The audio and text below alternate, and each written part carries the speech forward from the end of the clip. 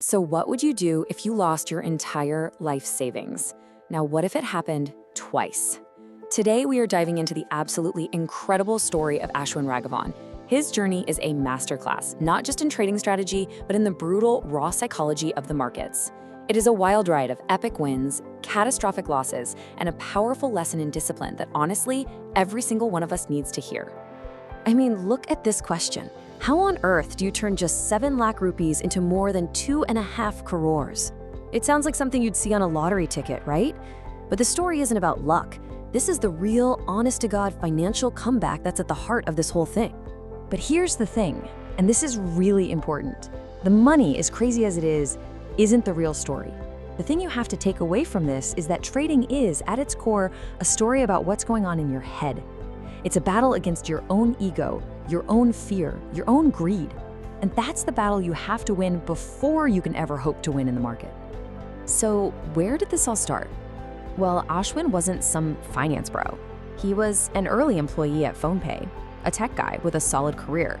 He had some savings, saw people talking about trading on Twitter, and kind of jumped in.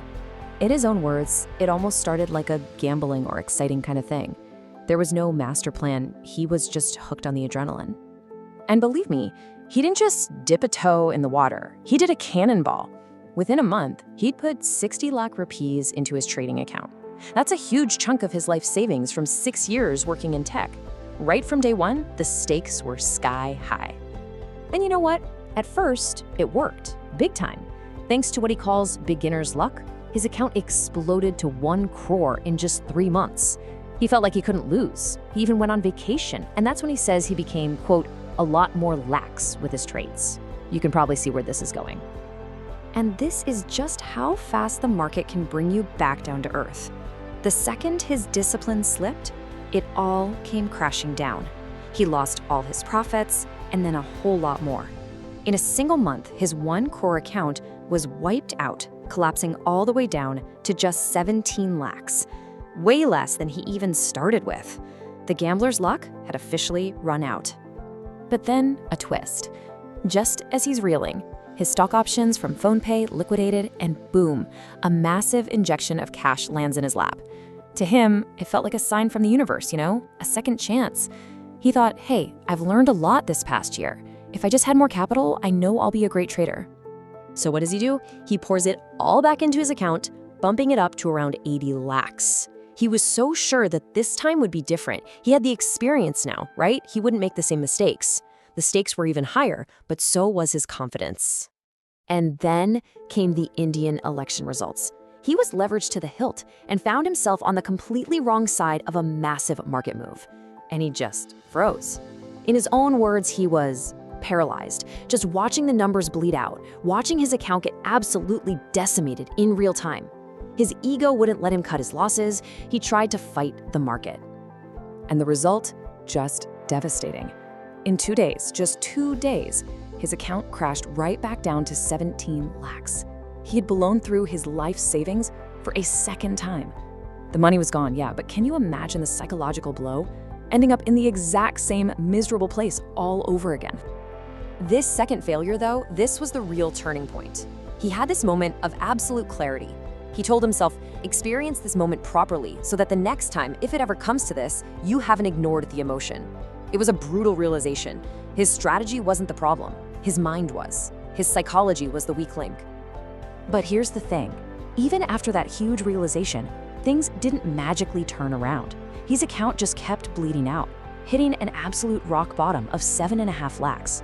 This was it, the point of no return. Rebuild from here or walk away forever. And this kicked off what he calls his montage phase, like in a movie. He wasn't just hoping to get better, he was training for it. First, he built a super rigid system to take his emotions completely out of the picture. Second, he started building what he calls mental muscle, staying up until 3 a.m., just grinding through thousands of charts to burn the patterns into his brain.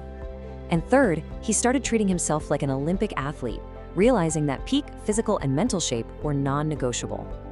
And through it all, whenever he felt that wave of self-pity start to creep in, he would ask himself this one incredibly powerful question. Just think about that.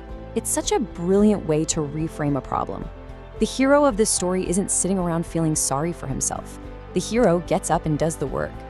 So all this new discipline gave him a ton of confidence, but his capital was still dangerously, dangerously low. He sensed some weakness in the market and decided to make one last, desperate, all-or-nothing bet. As he put it, "If I make money, then that's good. If not, I will just go back home." This was it, do or die. Okay, now we have to be absolutely crystal clear about this. Ashwin himself says it, don't try this at home. Seriously, what he did next was an act of pure, calculated desperation. It is not a blueprint for how to trade. It is the climax of a survival story. Period. So here's how it went down. This is the 3-day miracle. On Thursday, using some risky out-of-the-money puts, he doubles his money. 11 lakhs turns into 22. The next day, Friday, he does it again, turning 16 lakhs into 35. He told himself, no one is lucky for 3 days in a row, but he still took one last shot on Monday, turning 25 lakhs into a mind-blowing 1.8 crores. In 3 days, his entire life was turned upside down. And he didn't stop there. Since that incredible recovery, his account has continued to grow to over 2.5 crores. Now this is crucial because it proves it wasn't just a fluke. He says that since that wild recovery, the account has almost tripled, which shows that his new, disciplined system actually works for the long haul. So what does this new, disciplined approach actually look like in practice? Well, he moved away from those high-risk options that saved him and now focuses on a systematic, repeatable process, mostly in futures and commodities. It's about consistency now, not Hail Mary passes. His bread and butter strategy revolves around something called the volatility contraction pattern, or VCP. So picture this. A stock has been on a tear. Some people start selling to take profits. The price dips, but then it recovers. Then it dips again, but this time the dip is smaller. With each little sell-off, the price swings get tighter and tighter. It's like a spring coiling up, getting ready to explode. But see, he doesn't just see lines on a screen. He sees a story playing out. A VCP tells the story of sellers getting tired and losing control. Each time they try to shove the price down, they fail with less and less power. Meanwhile, the buyers are just quietly absorbing all that supply. You can literally see the pressure building towards a huge breakout. And one key tool he uses to spot these stories is the logarithmic chart. See, a normal chart can trick you. A 10 rupee jump looks the same whether a stock is at 20 rupees or 200 rupees, which is misleading.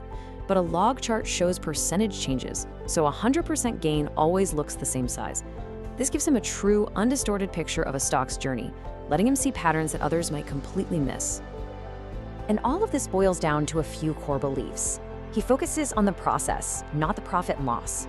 He thinks simplicity is everything, trading from a single 13-inch laptop because it forces him to be clear and focused. He's learned to unanchor from past losses. You have to let them go. And most importantly, he sees the money as just a scorecard. The real goal isn't just to get rich, it's to get better at playing the game. In the end, Ashwin's journey really makes you think. It suggests that while charts and strategies are obviously vital, they're not the final boss. The ultimate challenge in trading, and maybe in life, is always internal. Which leaves us with one last question to chew on. Is the key to mastering the market found on a chart, or is it found by looking in the mirror?